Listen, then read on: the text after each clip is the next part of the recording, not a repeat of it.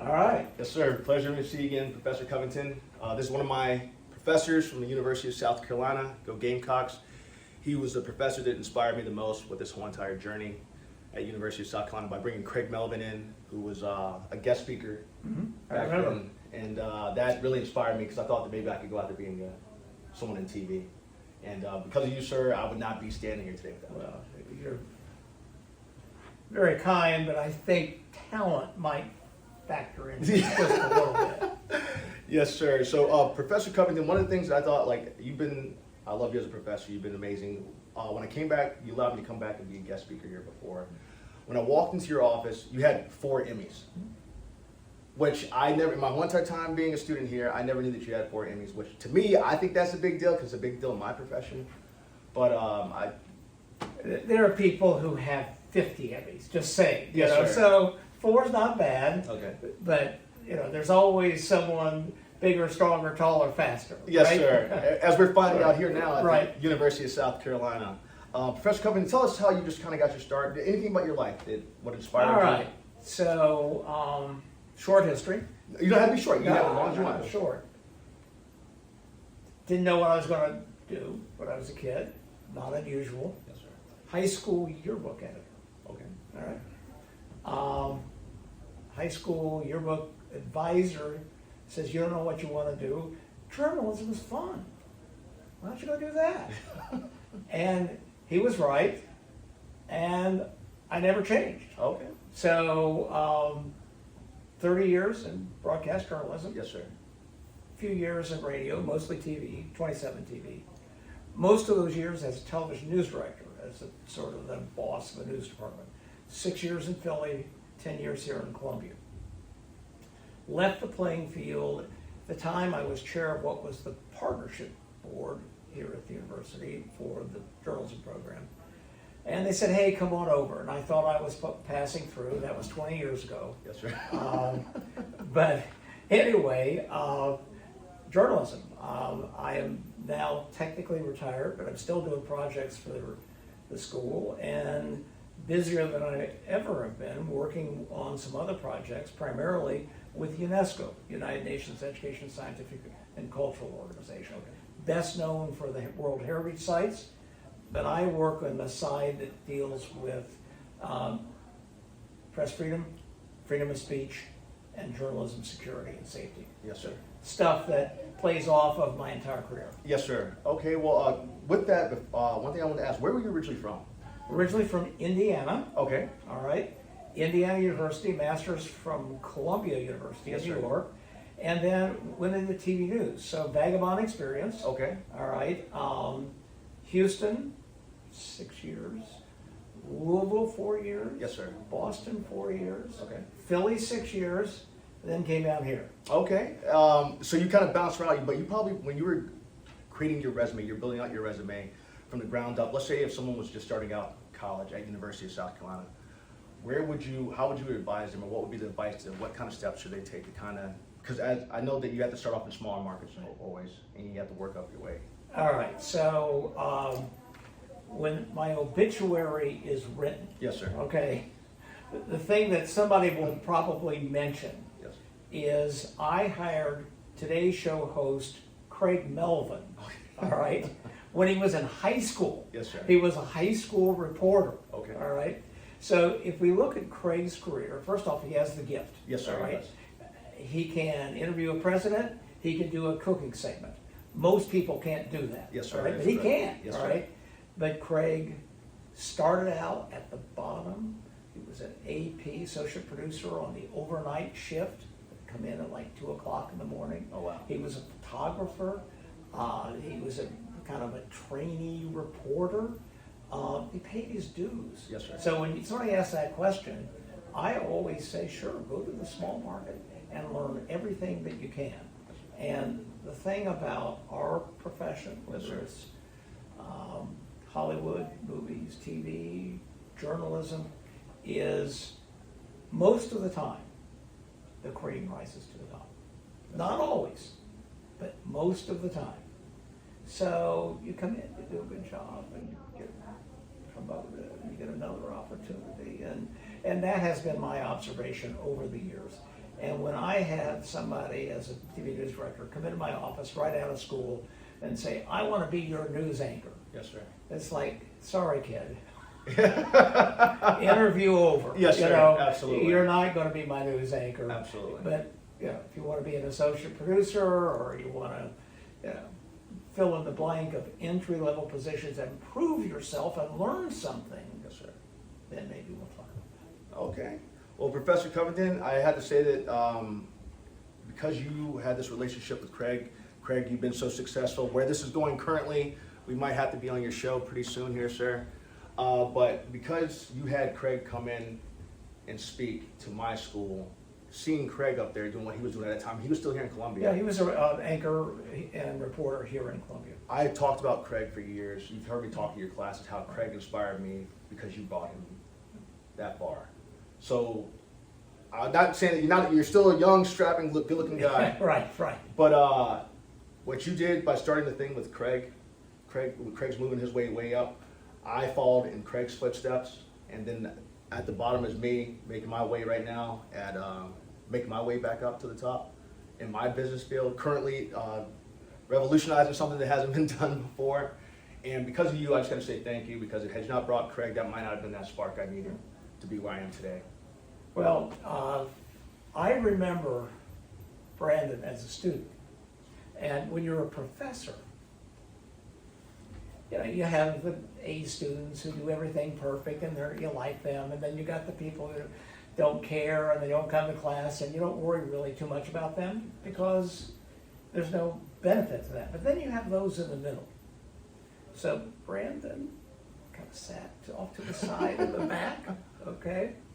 A smart kid, but he wasn't engaged until midway through the semester. Yes, sir, that's correct. And then midway through the semester, you became the best student in the class. Thank you, sir. And it was, as a professor, you live for that sort of satisfaction where not that you've done anything, but in this process, whether it's Craig or an essay that you had to write. Yes, And sir. I remember the essay that captured your attention. It Yes, was sir. on graphic images. Yes, sir, it was. It was, should be exactly. I on radio. remember. Yes, sir. And all of a sudden you've been doing the essays for images. That when it came back was like, Brandon. Yes, sir. Where's this Brandon? I didn't know. My dad, David Nathaniel Smith, was a student here as well, and during school, he's the one that told me to go to University of South Carolina to go to journalism school. But with that thing, it caught my attention just because, it was so much interesting things to look into, Yeah. and there's a lot of laws that you had to look into, Yeah. and then I came from my heart of what I would think is right. And I don't know. I guess I loved it. I love that, and obviously I still love you today. I'm still here every time you let me speak. So I bring him back periodically to speak to classes, and it's always a good sign when the class is over or the next class, they said, "Would you please bring Brandon back again?" Yes, sir. You left them wanting more. Well, hopefully, as I said, I'm going to have to talk to someone at University of South Carolina, be mutually beneficial. I would love to be an adjunct professor with the University of South Carolina for eternity, I guess. We'll work out something here, but I would love to. If you're retired, sir, I'd like to step up as one of your brainchilds of that and teach this next level thing that I want to teach at University of South Carolina, which I'd absolutely love to do. The students clearly have been hungry for your life lessons. Yes, sir. Far more than my lectures on. You're the smartest man in the room, clearly, and I will say that without a doubt, because you have to, how far you've come and what you've been able to help in all the people's lives you've touched. We're here because of you. There was one more thing that I had to say along those lines of, I'm slipping my mind right now. Oh, when I first left for LA to pursue my acting career, I wanted to go back and be able to talk to your class about something. So I ended up learning the entirety of the movie business. I know every single step from the crews. The crews are the ones that help run the show that people aren't often talked about with the crews. So I have so many friends who are technical advisors, and I've been casting directors, executive producers. I've learned in the ins and outs of this business, and all of those people are going to be coming to talk on the show. About that, I had to say, because I think I lost my train of thought. It was somewhere going with that, which I forgot for right now, but I'll remember later. Was it I can teach the entire movie business from start to finish. I'd like to set up a production company here at University of South Carolina, figure out something with them where I teach the kids here every single thing that I taught you in Dennson today. Yes. Dennson, what's your last name? Millare. Dennson, come on real quick. All right. Dennson is the person in charge of the Yes. Social Media Insights Lab, where here at the University of South Carolina, we are constantly looking at social media to monitor trends, to try to help businesses. We work all over the world with other organizations because the software is very powerful, works in multiple languages. Dennson. Yeah, explain kind of what you do, Dennson, if you don't mind. About yourself too. Tell us everything about you that you want to know, the world to know, because they're going to know soon. Yeah, of course. So my name's Dennson Millare. I'm the lab coordinator here in the Social Media Insights Lab. So what I'm doing here are producing social listening reports for students, staff, and faculty, assisting them in any research they have, any class research, as well as producing reports for any external clients through our social listening software called Quinn. And this can extract all conversations online on social media, whether it's Twitter, Instagram, Facebook, YouTube, TikTok, the list goes on, all of our big social medias, as well as news and articles. This is really great because here on these boards, we can track everything about the University of South Carolina, people of interest. We get the most recent feed to see what people are saying in real time, which is great. We can do a similar thing here on this board, looking at Gamecock women's basketball. So like Randy mentioned before, we use search terms to build these searches. So looking at Gamecock women's basketball, this uses Dawn Staley, her social media accounts, every single player on the team and their social media accounts to really get an understanding of what people are saying about our women's team. So very powerful software, very great resource for anyone in the university to utilize and really understand the pulse of social media. Oh, wow. Denson's parents, I just want to say right now, you should be proud. Did he not kill that segment? That was amazing, Dennson. So here's my other question for you. Where are you originally from? Where'd you start? So originally from Charleston, South Carolina. So Okay. born and raised down there. Came to the University of South Carolina, got my advertising degree back in 2020. Really fun to get my degree in the midst of COVID, but it really was a great program. Being back at the College of Journalism or School of Journalism and Mass Communications, it's really great being full circle and working with a great college. Oh, hey, man, you got me sold. Yeah, I'm gonna need you to teach it with me, you know? So it's funny you mentioned Charleston, South Carolina. One of my best friends in the world, Josh, forgive me, but I believe it's Lieutenant Major Josh Greb, who is he was my roommate in college. We've been boys since day one. Josh told me he was gonna be a pilot one day since the start of living in Labourg, which is way gone. And he said that he was gonna be a pilot, and he ended up being one of the best in the world. He was of the Zulu helicopters or the Cobra attack helicopters. Josh was the first person of that generation to learn those helicopters. So he ended up being the top person in his profession to teach that. So he's been on National Geographic. I have a video on my social media right now that I'll show you guys that I'll post up or that they've seen already of Josh just taking people through what he does inside of there. Josh, I've always wanted to be a technical advisor with you in the movies. I think we can actually do almost whatever we want at this point, but we're gonna do it step by step and get you where you need to be, Josh, and build up everything for your family that I promised and I knew that we could do. So so he's from Somerville, South Carolina.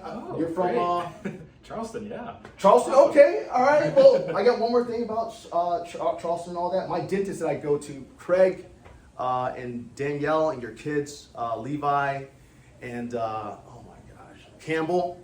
Very good. Yes. I'm going to be interviewing you all too, since you all have been my dentist the last, I think, 4 years, and you all do the best work in all of South Carolina when it comes to being a dentist. They live in what, Monk's Corner, I think. Okay.